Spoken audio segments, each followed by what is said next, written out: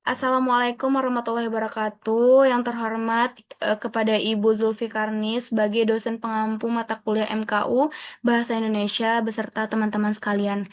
Di sini saya akan mempresentasikan artikel dengan judul Peran Generasi Muda dalam Menjaga Lingkungan. Dengan saya sendiri, Salsabila, dengan NIM 2501772.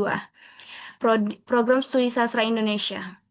Di sini saya akan membahas tentang latar belakang masalah lingkungan saat ini. Kerusakan lingkungan seperti pencemaran udara, pencemaran air, sampah plastik, pengundulan hutan, dan perubahan iklim berdampak lingkungan pada kehidupan manusia. Perubahan iklim memicu suhu bumi meningkat, cuaca ekstrim, banjir, kekeringan, dan terganggunya ekosistem. Di Indonesia, masalah lingkungan dipengaruhi oleh pertumbuhan penduduk, kendaraan bermotor, limbah industri, dan rendahnya kesadaran kebersihan. Yang dimana teman-teman bisa lihat di bagian isu pertama, dampak masa depan, dan perlu aksi bersama. Selanjutnya yaitu tentang pernyataan mendasar dan tujuan penulisan.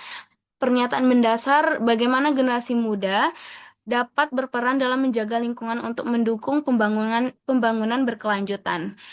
Dan tujuan penulisan menjelaskan pentingnya peran generasi muda dalam menjaga lingkungan, menguraikan bentuk kontribusi nyata generasi muda dalam pelestarian lingkungan, dan menunjukkan kaitan kepedulian lingkungan dengan tercapainya SDGs. Dan selanjutnya yaitu pembangunan berkelanjutan dan SDGs. SDGs menekankan kehidupan yang lebih baik dan berkelanjutan dengan menjaga keseimbangan ekonomi, sosial, dan lingkungan. Teman-teman bisa lihat di slide yang saya cantumkan, yaitu lingkungan, pelestarian ekosistem, dan pengurangan dampak perubahan iklim, yaitu ke sosial, kesadaran, pendidikan, dan partisipasi masyarakat. Lanjut ke ekonomi, pembangunan yang tidak merusak sumber daya alam masa depan. Selanjutnya yaitu generasi muda sebagai agen perubahan. Generasi muda memiliki kreativitas, akses teknologi, dan pengaruh sosial untuk mendorong perilaku ramah lingkungan. Yang terdapat tiga, yaitu edukator, memberikan edukasi kepada masyarakat tentang dampak kerusakan lingkungan dan pentingnya menjaga alam. Yang kedua yaitu pelopor aksi, yang dimana mengikuti kerja bakti, penghijauan, pengelolaan sampah, dan gerakan pengurangan plastik. Yang ketiga yaitu penggerak opini, yang dimana penggerak opini memanfaatkan media sosial untuk kampanye lingkungan dan membentuk kesadaran publik. Peran ini penting karena generasi muda akan menentukan kondisi bumi pada masa depan.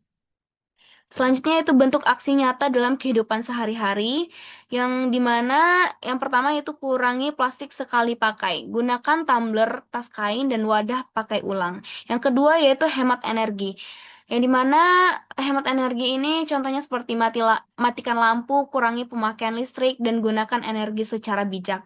Yang ketiga yaitu kelola sampah, yang dimana bisa kita lihat pisahkan sampah organik, anorganik, dan lakukan daur ulang. Yang keempat yaitu penghijauan.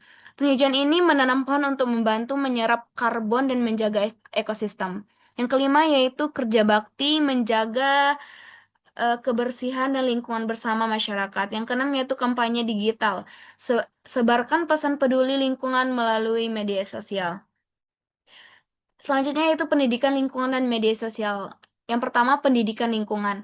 Membentuk kesadaran dan perilaku peduli alam, membantu masyarakat memahami dampak pencemaran dan perubahan iklim, dapat diperkuat melalui sekolah, kampus, dan kegiatan masyarakat, yaitu dalam media sosial, yang dimana menjadi peran kampanye lingkungan yang cepat dan luas, membentuk opini publik melalui konten edukatif, mendorong aksi sederhana menjadi gerakan kolektif.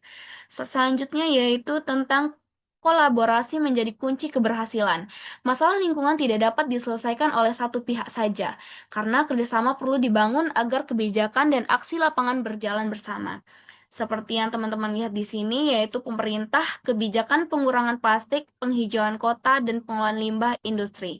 Masyarakat, yaitu menerapkan gaya hidup bersih dan mendukung kebijakan lingkungan.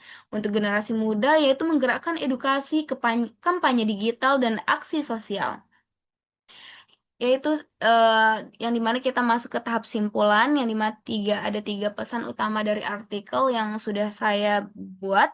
Yang pertama yaitu lingkungan mendesak, pencemaran perubahan iklim dan sampah plastik berdampak pada manusia serta ekosistem. Yang kedua itu pemuda berperan besar, yang dimana generasi muda dapat menjadi agen perubahan melalui edukasi, aksi sosial, penghijauan, dan media sosial.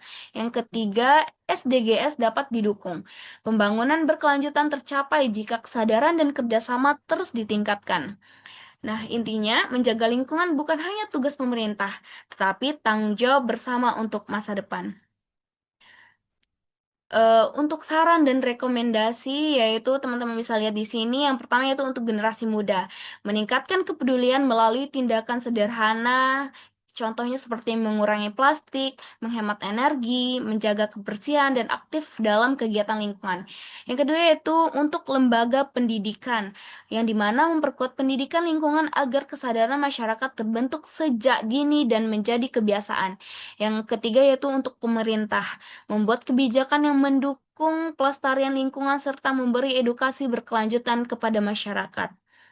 Nah, sekarang udah teman sekalian, saya sudah menyampaikan beberapa peran penting yang harus kita lakukan dalam menjaga lingkungan. Cukup sekian dari saya, salah dan jalannya mohon dimaafkan.